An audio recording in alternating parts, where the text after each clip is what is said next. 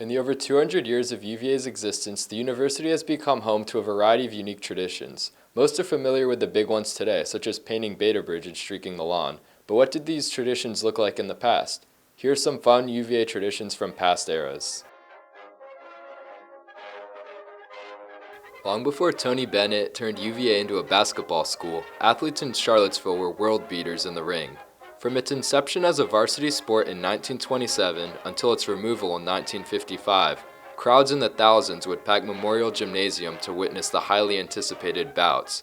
From 1932 to 1936, the team went undefeated, culminating in Southern Conference championships in each of those years. Boxing and the excitement surrounding the fights were huge elements of UVA's culture.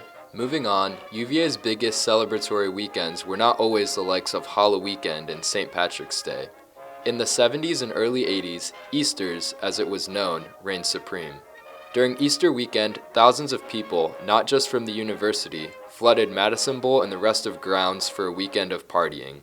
As Easter celebrations continued to grow and become more raucous, it became impossible to control. It was during this point that the administration was forced to step in, outlawing the massive festivities surrounding the weekend in 1982. It's no surprise that students today dress more informally than they did in the past. Suits and ties stopped being commonplace in the 60s, but the tradition of formal attire at football games continued into the early 2000s. The story of how this came to an end is an interesting one. In 2003, head coach Al Groh encouraged fans to wear orange to the games to build a more spirited atmosphere. People were initially skeptical, but spirit wear quickly caught on, finally putting the long-standing tradition of formal attire at football games to rest. In the mid to late 1800s, there was no greater comedy spectacle than the annual celebration of the Ugly Club. Contrary to its name, this versatile club was responsible for giving out various important awards, such as the man with the homeliest countenance and the prettiest man.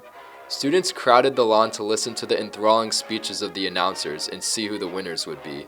The night culminated with the presentation of the Ugliest Man Award, with the winner being gifted a new pair of boots. Even though some of these traditions may be considered outdated by today's standards, it can be sad to see things students were once so invested in slowly fade away. However, this cycle continuously makes way for the new exciting traditions that grace the university today. I'm Will Segerman, WUVA.